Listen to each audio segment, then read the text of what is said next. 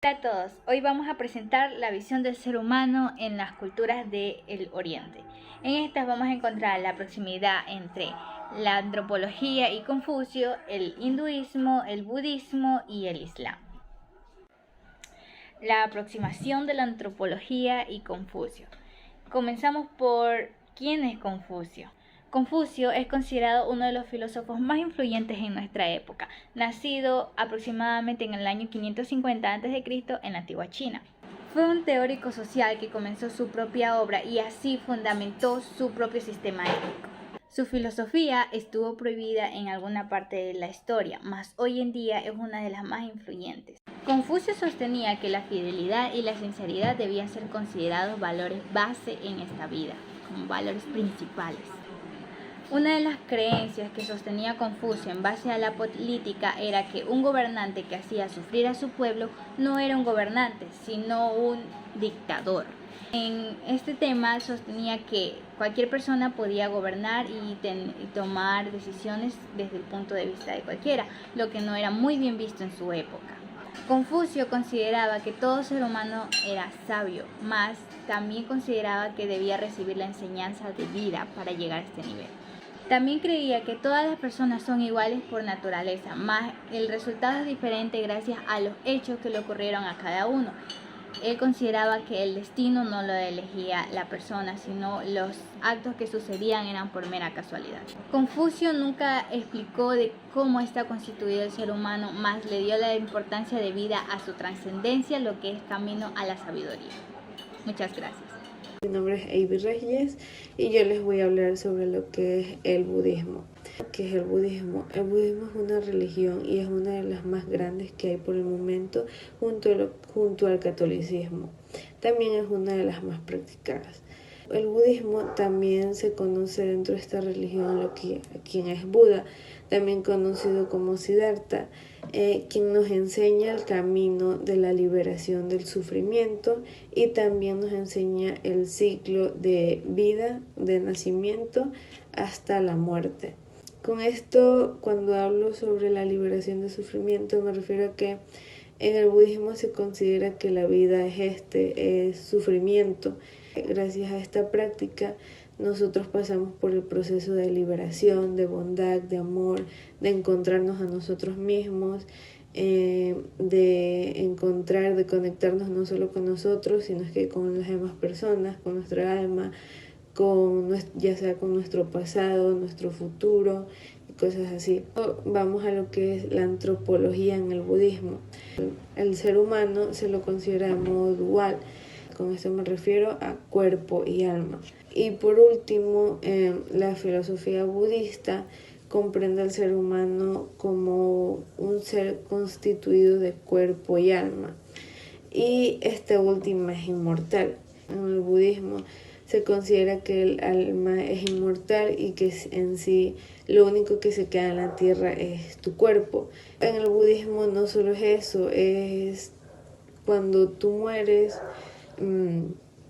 tu alma viaja a un estado donde solo hay paz, encuentras lo que es la bondad, paz y todo por lo que has estado practicando en tu vida, en tu día a día, cuando obviamente estabas vivo. Y bueno, y muchas veces también se considera que su alma es inmortal por el hecho de que se cree en la reencarnación y de que cuando mueres pueden pasar miles de años, pero tu alma vuelve a la tierra, ya sea como un animal o como una persona, pero sigue con vida. Pero es tu alma, no tu cuerpo. Siento que igualmente esto sobre la reencarnación también se lo encuentra en otras religiones como es en el hinduismo, se lo encuentra mucho. Esto fue lo que tuve que hablar sobre el budismo y sobre lo que he entendido sobre este tema. Muchas gracias. Vamos a hablar de una de las religiones más importantes del planeta, que es la religión de Islam. Esta se extendió por todo el mundo en un abrir y cerrar de ojos. Es una religión monoteísta que tuvo origen en el siglo VII en la península arábiga de la mano del profeta Mahoma.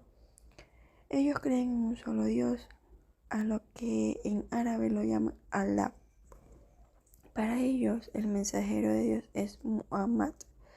El significado de Islam es sumisión a Dios y las personas que la practican se las conocen como musulmanas, que significa entregados a Dios. Al igual que el cristianismo y el budismo, el Islam también es una religión abrámica, es decir, comparten creencias de que los profetas descienden del primer Abraham.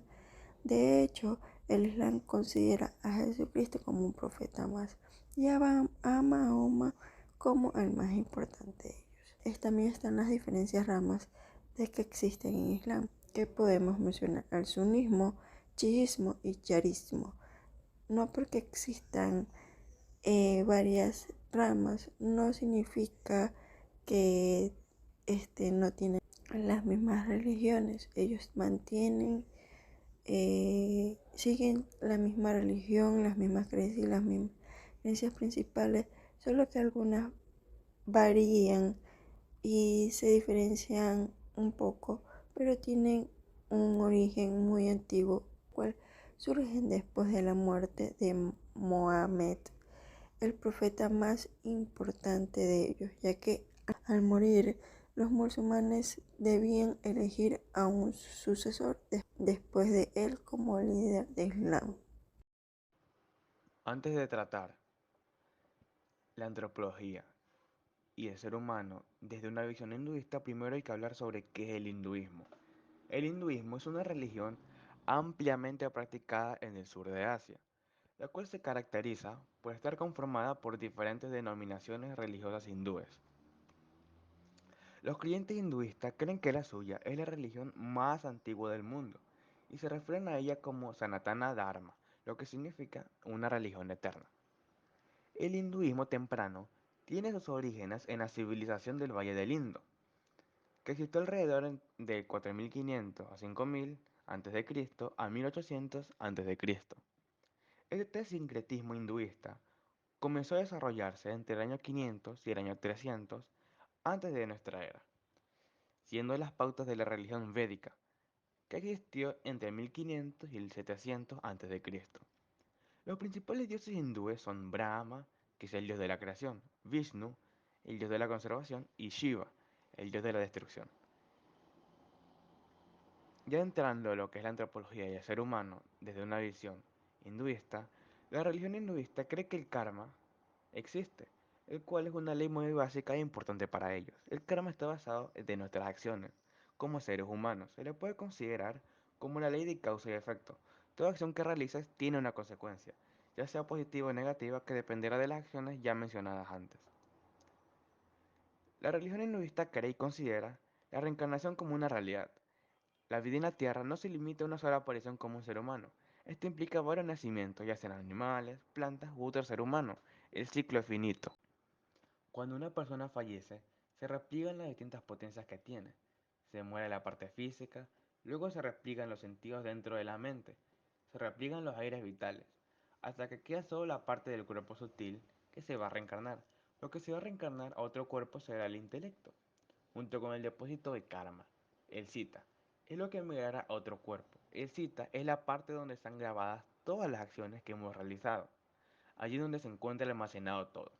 Siguiendo la escuela Vedanta, el cuerpo sutil tiene 17 partes, los 5 sentidos de percepción, las 5 capacidades de acción, los 5 áreas vitales, la mente y el intelecto.